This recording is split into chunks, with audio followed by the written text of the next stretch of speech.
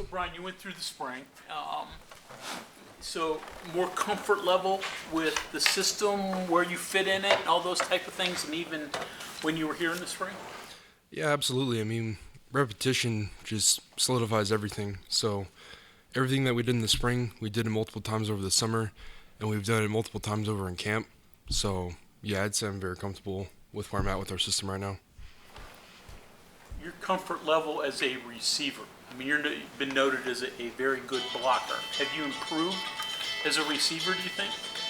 Yeah, I think so. I mean, I've had, I've had a lot of balls through my way during camp, and I think I've made the most of my opportunities, and I've shown the coaches that I'm ready to play. So, yeah, I feel good where I'm at, and Coach Harrell, he's been working with me a lot, getting the ball through my way, and then just getting me more comfortable in live situations. So, yeah, I feel good with where I'm at, and in terms of having my game more balanced now than when it was last year. So, yeah, I'm feeling good. You mentioned Coach Harrell. Is what his offensive scheme is entirely different than what you've done in the past, or is offense, and there are only small changes? I think there's only small changes throughout college football. I mean, this is the fourth offense that I've played in my career.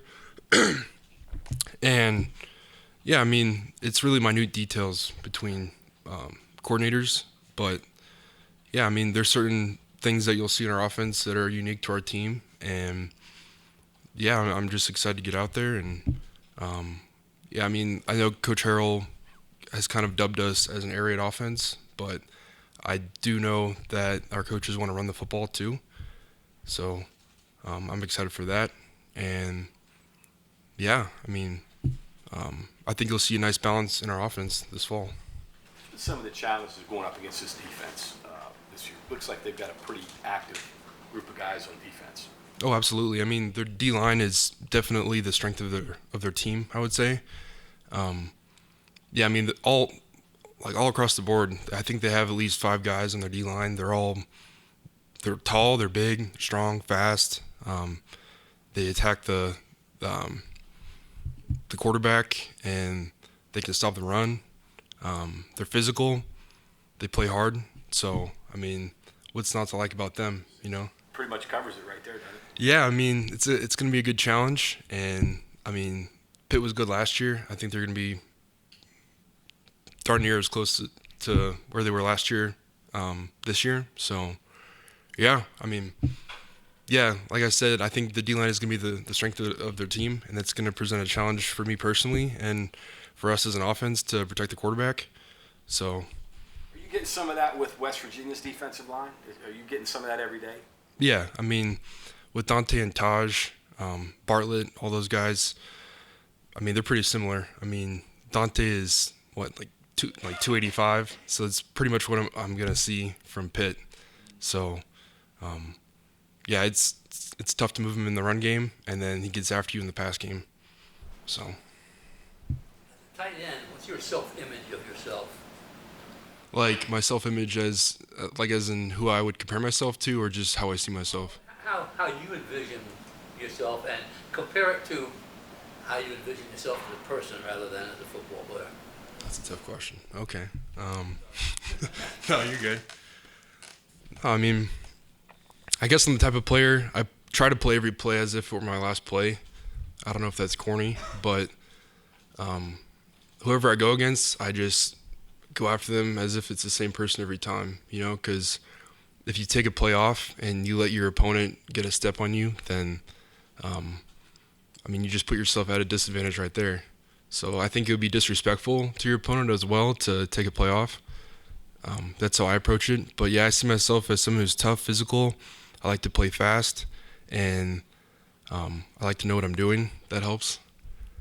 And, yeah, I mean, as a person, I don't know. I'd say I'm very empathetic, and that's how I am as a teammate. I can understand where guys are coming from, especially the new guys on our team. I know what it's like to have to move and, you know, be the new guy on the team. So I try to learn everyone's name and just learn something about them the first time that I meet them, and then just kind of go from there. And like when you get into a game, I mean, things happen, like guys go down, and it might be the next guy up, and sometimes it might be someone who just got there. So I think you can build a greater comfort level with your teammates if you know a little something about them and you know their name. That's always a big step. So. Do you remember anything about Pitt when you were with Miami at all? Or? Yeah, so the first time I played Pitt was in 2017. When I was at Miami, we were 10-0, and we had one game get canceled, but this was our last game of the season. And then, that was our first loss of the year that year. And I just remember Pitt just getting after us the whole game. And it's kind of the same thing back then. Like they had good size on their defensive line, and they were big and fast and physical. And yeah, I just remember it being kind of weird to play in Pittsburgh because it was like I think it was in November. But yeah, I mean that's the thing that's always stood out about them is they've always had good defensive linemen and a solid defense, and then a capable offense. So yeah, ever since then I haven't really liked Pitt very much, but I respect them for sure. So. Are there any lessons that you've been able to teach some of the other guys about playing them? Because obviously, they haven't played them before. Mm-hmm. I mean, obviously, this team's probably a lot better than any of the Pitt teams you've faced, but still, same concept, same coaching staff that they have over there and everything.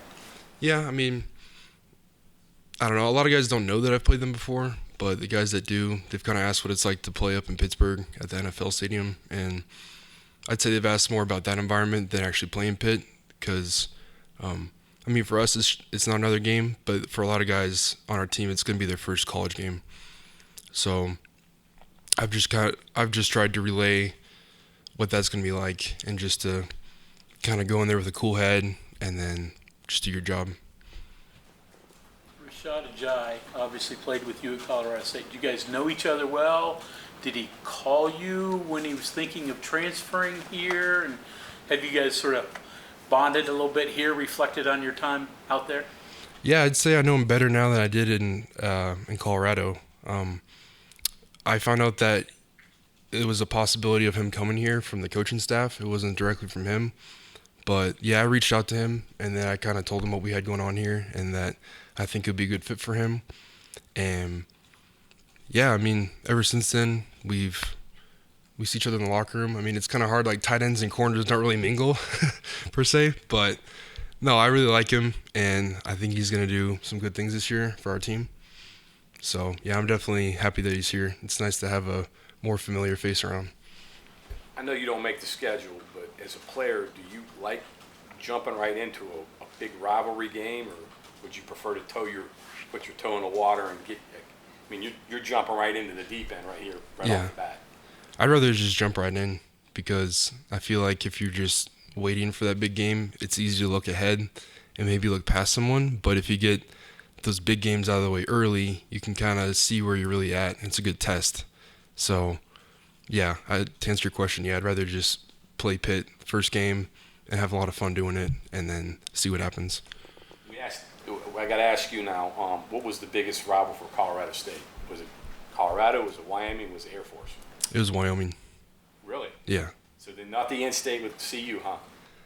We didn't play CU every year, but we played Wyoming every year because Wyoming was in the Mountain West. So, conference game? Yes, sir. Yeah, because CU, I believe my head coach, Coach Adazio, he tried to put them on our schedule the 2 years that I was there, but then for whatever reason, we didn't play them. Gotcha. So, yeah, Wyoming was the trophy game.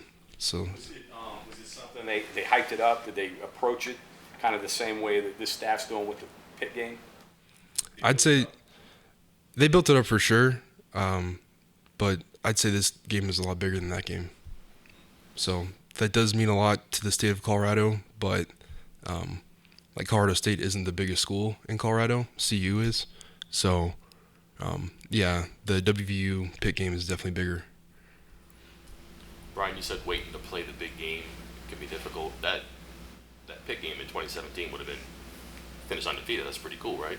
What do you remember about just what was hanging over that game and what it meant and how big that 12-0 kind of thing loomed for you guys? Well, I know at the time, I believe we were number 2 in the country, and I remember our coaches telling us all week, don't look past this game because it's a trap game. Pitt's good, but when I was at Miami, we were good too. And they told us all week, don't look past it. And I think it was a combination of that, and then we had a couple critical injuries going into the second half that led to us losing that game. But, yeah, I mean, you definitely don't want to lose a game ever, but we still had a good year. But, yeah, that one definitely hurt. Bothers you now, doesn't it? Yeah, because we had a couple close games that year. I know at Florida State, there was one we won in the last, 15 seconds, and then Georgia Tech came down to Miami, and then we beat them in the last couple minutes. So, yeah, it's tough to win in college. It comes down to the last play a lot of the time. What, Clemson in the ACC title game? We did, yes, sir. That kind of got away from you all a little bit. You think it had something to do with the week before? They were good, I understand, but so were you. Yeah. Yeah, they were good. That's when Kelly Bryant was at quarterback. And, again, we had some critical injuries. Like, Chris Herndon was hurt, our tight end. And then our best receiver was hurt. Mark Walton, our running back, was hurt. So it was just tough to get anything going offensively in that game. In hindsight, you think the coaches mentioning trap game was the trap? I don't think so. I think they were just trying to make us aware of what was going on. Because it was one of those kickoffs where it's like early afternoon, Pittsburgh. It's kind of, it's like drizzly outside, overcast, Yeah, we were all looking ahead for sure. So I think you just need to be where your feet are and play hard. You learn any lessons from that? Oh, absolutely. It's always respect your opponent and then just focus on where you are right now. Your position, I think a lot of people think you have fun catching passes, right? Yeah. But the different ways they deploy you as a blocker, like sometimes you got to go block a guy in space. Sometimes it's Dante or Taj in the line. I'm not sure that's new for you, but there's probably more skill involved in that than people realize too. Can you talk about the variation of positions and attacks and the opponents and what skill you have to be able to pull that off consistently? Yeah, I mean, depending on the play type, it all depends. That depends on who you're blocking, right? So, inside zone, power type run game, typically you're blocking someone in the box, so a defensive lineman, linebacker. Any outside screen passes or screen away from you, typically you have to block a defensive back or a safety. So, in blocks like that, that's actually more difficult for me because in the past I've typically blocked people in the box, but in space you have to take a good angle of departure and then really tempo your block, because my coaches tell me the longer that you block someone in space for, the earlier you get there, the longer you have to block them for. So that's definitely been a key learning point for me. And then, yeah, it's just different because then in the box, you're hitting them right away, and then the back can make a cut off of you, and you don't have to hold your block for 5 or 6 seconds, So it definitely gave me a lot more perspective and respect for our wide receivers and our skill players in offense who have to make blocks in space, because those are what can turn like a 5 or 10 yard run into a touchdown. So The whole recruiting process, you can talk to a quarterback about the offensive play, and the receiver's going to run all these routes and catch stuff. At every position, there's like a calling card that they can give you in recruiting. Do they tell you about, hey, you can learn all these different blocks when they're trying to get you to come here? yeah, I mean, when they were recruiting me, we would look over Zoom, and they would show me some examples of the types of run plays that they would want to call. And I mean, it's all stuff that I've done before, so I feel very confident and comfortable doing my job.